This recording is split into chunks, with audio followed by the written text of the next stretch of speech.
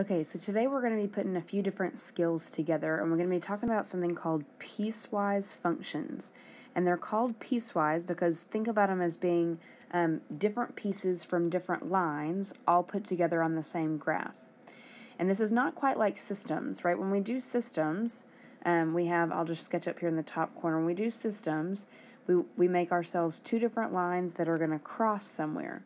And if those two lines were on the graph at the same time, they would not together be a function because remember, it wouldn't pass the vertical line test, right? Our pencil would touch it twice.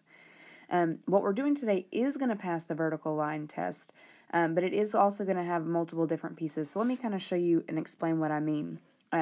This picture that you see right here, this is an example of a piecewise function, and I think you're going to notice that there are three different pieces.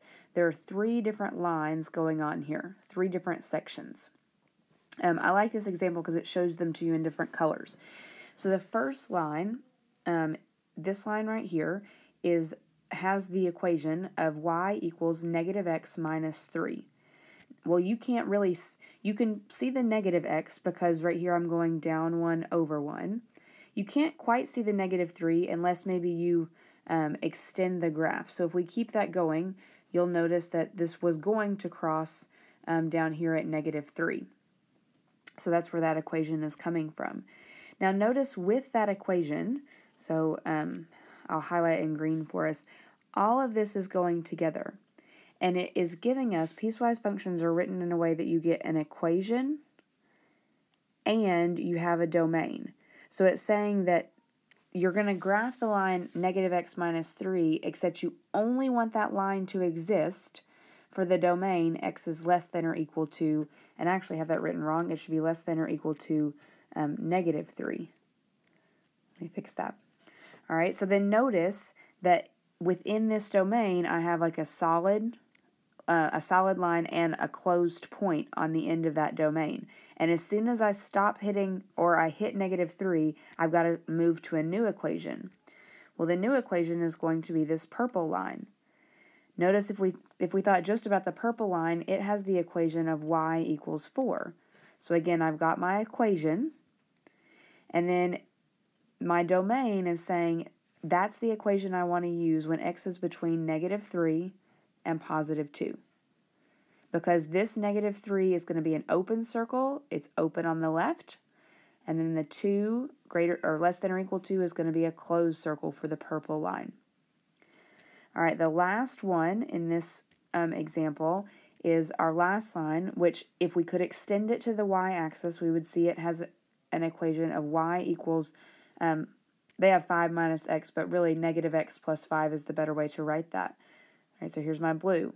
Again, notice that line doesn't start until I hit the 2 value on the x-axis and greater.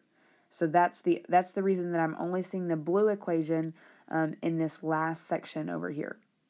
Not all piecewise equations are going to have 3 sections, but they will all have at least 2 sections, and they will always have an equation and a domain. It's probably going to be helpful for you, even if you don't, well, I would say you should probably give a rough little sketch of this graph, but you definitely need to have this format written down just so you have an example of what an equation and the domain section look like. All right, so in this example, they're asking us to evaluate these functions for these specific domains.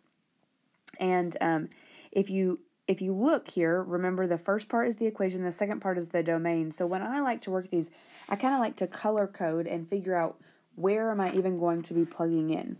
So negative 2 is going to be in the domain x is less than 2. So I'm going to put those together. Let's see, less than 2. Negative 0.4 is also less than 2, so it's in that same domain. If I look at 3.7, 3.7 is going to be in this domain that's between 2 and 4. So I'm going to use that one there. And then if I look at 5, let's see, 5 is going to be greater than 4, so 5 is going to be in this last domain. So the first thing I always do is match them up with their domains. So you may want to put a little star in your notes that says match them with their domains first. And then we're just going to plug in. So to find f of negative 2, I'm going to plug that into the equation that they give me, which is negative x. So that equals negative 2, which is, I don't know why I drew two equal signs, which is positive 2. So f of negative 2 gives me the value positive 2. All right, that's one of them. If I do f of negative 0.4, I'm going to do negative 0.4. Again, I'm just using this reference equation right here for the value that they give me. So this is going to be f of negative 0.4 equals positive 0.4. All right, now my next one, 3.7, remember we said that was in a different domain, so I have to use a different equation. So f of 3.7 is going to equal 2 times 3.7 plus 3. And then if I multiply that out, let's see, I should get 7.4 if I do that correctly. I'm doing this in my head, so if you get a different value than that, just correct me. And then when I add that together, I'm getting 10.4, so f of 3.7 equals 10.4. Okay, last one, f of 5 is now telling me to use this last equation as my reference equation. So instead of x squared, I'm going to do 5 squared, which means f of 5 squared is just 5 times 5, so f of 5 is going to equal 25. All right, so hopefully you see how you first have to match them with their domains and then plug into the appropriate equation.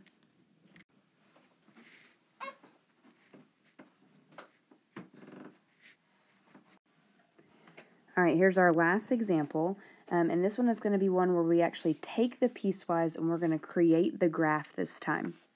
So remember, just like the last one, we need to start by considering the domains.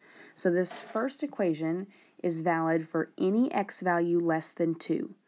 All right, so that means my domain for this first equation is going to be positive 2 and less than that. That's the domain I'm going to use. Now I'll go ahead and graph that equation. So if I was graphing, it's kind of hard to see. Remember, f of x is similar to like y. So the first equation is like saying y equals x. Well, you all know to graph an equation like that, we're going to start at 0. And we need to go rise 1, run 1. Now pay attention to what the graph is counting by. Vertically, it's counting by 2s, and horizontally, it's counting by 1s. So that's a little tricky.